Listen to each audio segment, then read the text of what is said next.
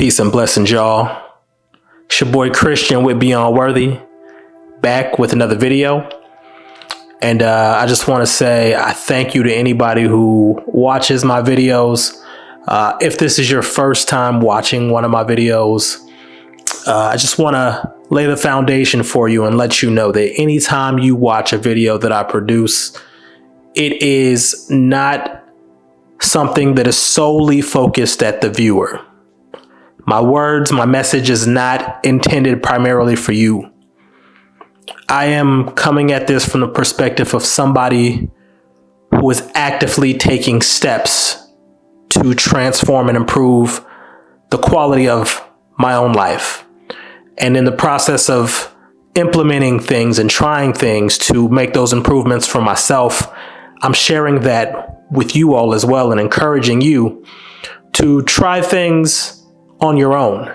If there's anything that I say that strikes a chord that sounds like something that is worth trying for yourself, please, by all means, implement it, test it out, see if it works for you. And if it doesn't, my encouragement, once again, is to find things that work for you. I say all that to say that this particular video is in regards to quitting social media.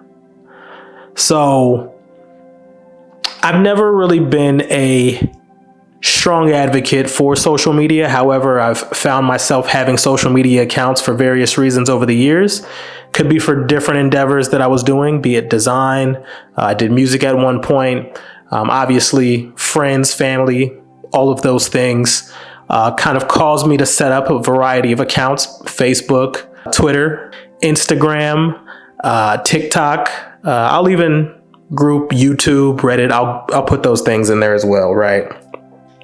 And what I found is that those things, which started out with good intentions, began to transition into something that was detrimental to my progress in life, and it probably is detrimental to yours as well, in the form of just providing content that, once again, adds no value to our lives, keeps us stuck, keeps us glued to the screen.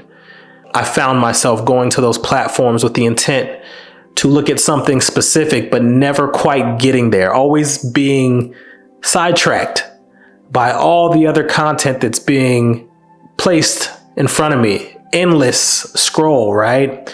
Every time you think you get to the end, you're not at the end. It just keeps going and going and going because there's so much content out there. And I finally took the steps to remove that from my life. And now I'm going to share with you what I did. And I would encourage you to do the same. However, once again, this is your journey. So you have to make these decisions for yourself and understand what you're capable of doing, right? How strong are you? And I'm not saying I'm the strongest person in the world. I just try things and I see what sticks. But the first step I took to removing social media from my life was to just remove social media from my life.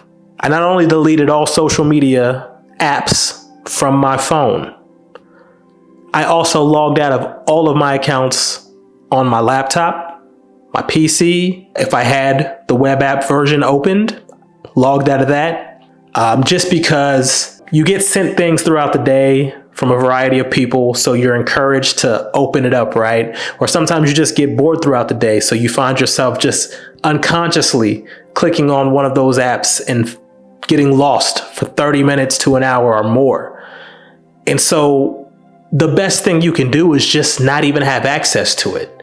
And in the time that I've had it removed from my devices, I find that if I try to access it from my laptop or my desktop, more often than not, I probably don't remember the credentials. I'll remember the username, but probably not the password. And rather than go through the hassle of trying to remember it, I lose interest. I don't even want to log in. I've made it very difficult for myself to access the platform. And all the same on my phone, since I don't have the apps anymore, I can't even access it. Even when I get the urge to look up something, like the app is not there at all. And I have enough willpower to not go into the app store and re-download it. It's not worth it. So my first tip is to just go cold turkey. Just remove it.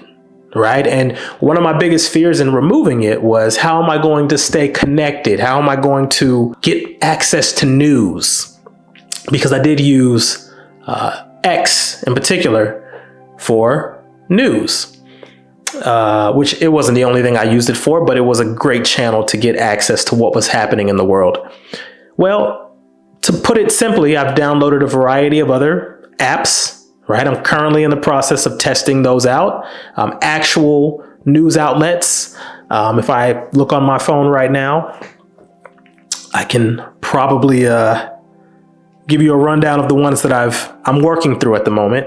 But the Associated Press, The Guardian, The Athletic for sporting news, The Verge for technology, USA Today, and the last one, The Economist. So, I'm kind of going through these at the moment to see what gives me the most relevant news that I need to stay connected to.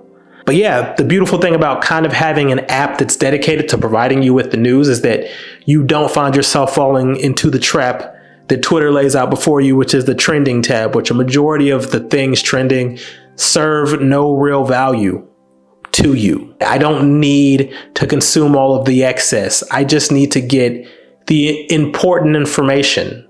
I just need that and nothing more. And so that's why I've decided to kind of go down that path of having dedicated news apps. Another measure that I've implemented, and this is not necessarily related to social media, but it's just related to the idea of staying focused and not being distracted, is I've stopped using Google Chrome as my default browser, my main browser.